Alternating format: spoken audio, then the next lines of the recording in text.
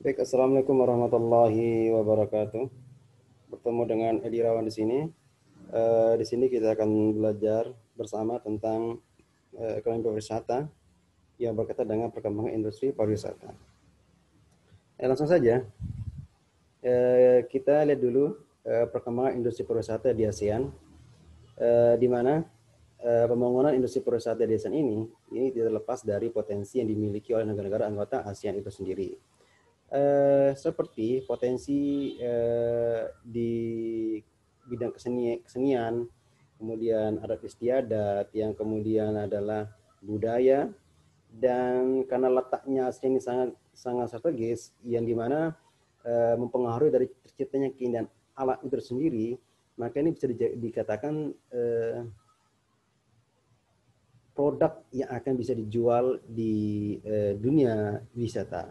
Artinya ada keindahan alam itu sendiri, kemudian ada adat istiadat, ada kesenian yang sangat beragam, dan ini kalau digabungkan seperti keindahan alam dan budaya, dan dua produk ini eh, bisa dikatakan sebagai eh, modal di industri pariwisata di ASEAN.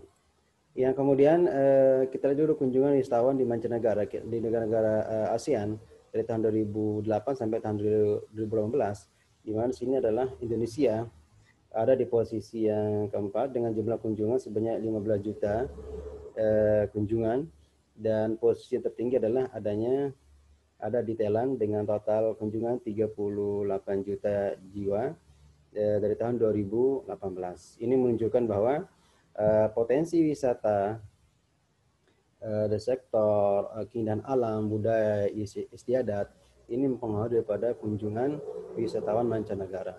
Nah, kita tahu sendiri adalah Thailand, Malaysia, Singapura, Indonesia itu memiliki ciri-ciri khas potensi sendiri di bidang industri pariwisata. Yang kemudian potensi industri pariwisata di ASEAN itu sendiri seperti wisata alam, wisata budaya, dan wisata belanja. Seperti halnya saya katakan awal tadi, bahwa dengan adanya wisata alam dan wisata budaya ini bisa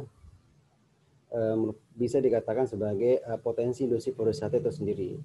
Kalau ditambah dengan wisata budaya, ini tambah bagus juga bahwa tidak selamanya para wisatawan akan menikmati alam dan budaya, pasti setidaknya mereka akan belanja seperti belanja souvenir atau kuliner khas dari daerah tujuan wisata.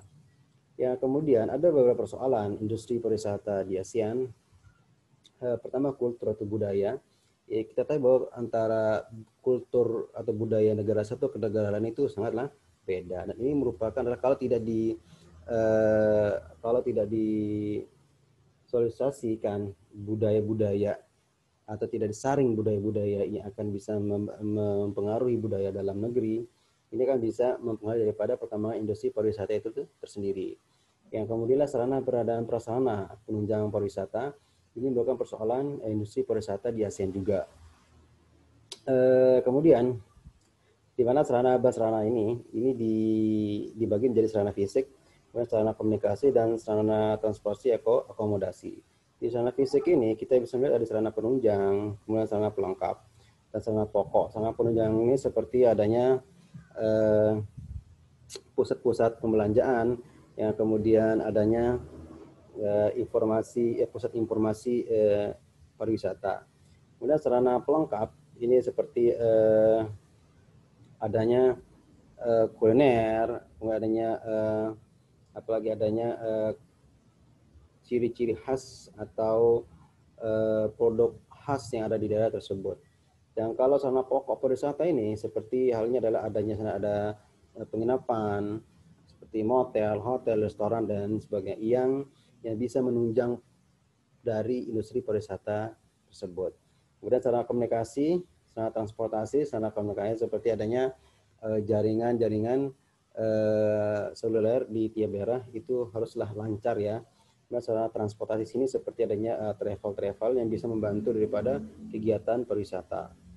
Yang kemudian sarana komunikasi juga sangat penting, bisa menjadi permasalahan yang serius kalau tidak diatasi secara cepat. Kemudian coba kita lihat bahwa perkembangan industri pariwisata ini bisa mendongkrak daripada negara yang tadi sedang berkembang bisa menjadi negara maju. Kalau industri pariwisata ini benar-benar dikemas secara serius. Contohnya negara Jepang misalnya. Negara Jepang ini hanya mengandalkan awalnya budaya dan alam yang lengkap. Dengan budaya lengkap ini, negara Jepang ini mampu tumbuh, industri pariwisata Jepang itu mampu tumbuh hingga 4,4% di tahun 2015 hanya dengan mempromosikan destinasi wisata budaya dan alam yang lengkap. Yang kemudian Selandia Baru ini hanya dengan mempromosikan wisata budaya alam dan alam yang menarik ya. Sekali hanya mempromosikan budaya dan alam yang menarik untuk dikunjungi, ini bisa meningkatkan pertumbuhan pariwisata di tahun 2015 menjadi 14,66%. Yang kemudian Selandia Baru juga dengan adanya peningkatan promosi yang benar-benar serius di sektor pariwisata ini, Islandia ini mampu meningkatkan tumbuhnya pada sektor pariwisata hingga mencapai 19,4% pada tahun 2015. Hal inilah yang menjadikan perekonomian di negara Selandia tumbuh menjadi lebih baik. Bayangkan hanya di sektor pariwisata saja bisa tumbuh 19,4%. Yang kemudian Meksiko juga mempromosikan budaya nenek moyang mereka itu mereka jual di dunia internasional untuk bisa dinikmati semua para kunjungan wisatawan. Ini bisa mampu menggait atau bisa mampu meningkatkan jumlah pariwisata meningkat hingga sampai 6,9%. Yang kemudian Arab Saudi juga dengan hanya mengandalkan wisata religi saja, religi ini Arab Saudi bisa mampu meningkatkan atau memperoleh 18 miliar dolar AS per tahun dari kunjungan ibadah haji saja. Gimana dengan kunjungan ibadah umroh dan sebagainya. Ini baru ibadah haji aja bisa meningkatkan atau memperoleh 18 miliar dolar Amerika Serikat. Kemudian Qatar karena saking gencor-gencornya di bidang pariwisata, mempromosikan di bidang wisata, di Qatar ini ditunjuk sebagai tuan rumah Piala Dunia tahun 2022.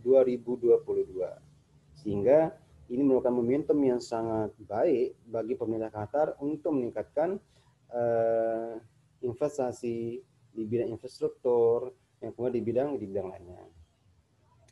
Ini merupakan adalah ada negara-negara yang awalnya berkembang kemudian maju itu gara-gara dengan industri pariwisata.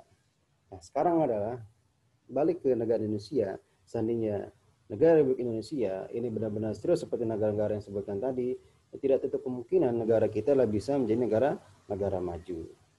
Yang kemudian adalah kita lihat sini adalah perkembangan dalam perekonomian pariwisata dalam perekonomian Indonesia, di mana tren yang warna merah ini merupakan laju kunjungan wisatawan mancanegara, yang kemudian adalah tren warna putih, ini garis warna putih menunjukkan bahwa tren wisatawan Nusantara, di mana dua wisatawan sini mengalami peningkatan dari tahun 2015 sampai tahun 2019. Nah, menurut BPS adalah mencatat 12,7 juta kunjungan wisatawan mancanegara selama Januari-September 2019. Yang kemudian dampak dari industri pariwisata ini banyak sekali, seperti meningkatnya income per kapita, kemudian meningkatnya penghasilan pajak, kemudian mendongkrak posisi neraca pembayaran. Hal ini sebagaimana dikatakan oleh IoT.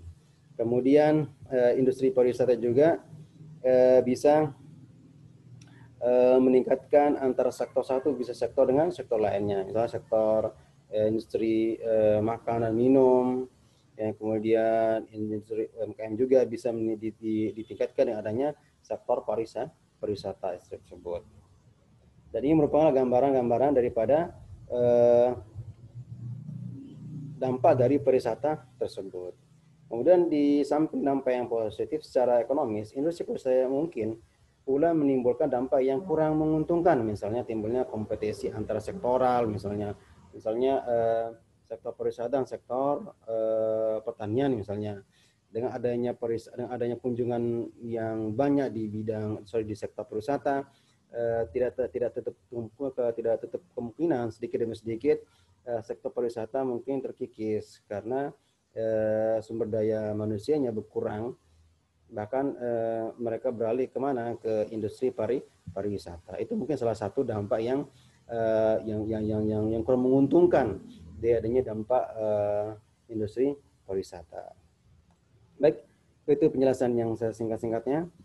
Semoga menambah khazanah wawasan Anda di pertemuan kali ini. Ini bukan tugas kalian. Silakan bisa dikerjakan dan bisa dikumpulkan dengan batas minggu depan atau hari Sabtu. Dan saya akhiri pertemuan ini dengan mengucapkan alhamdulillah dan assalamualaikum warahmatullahi wabarakatuh.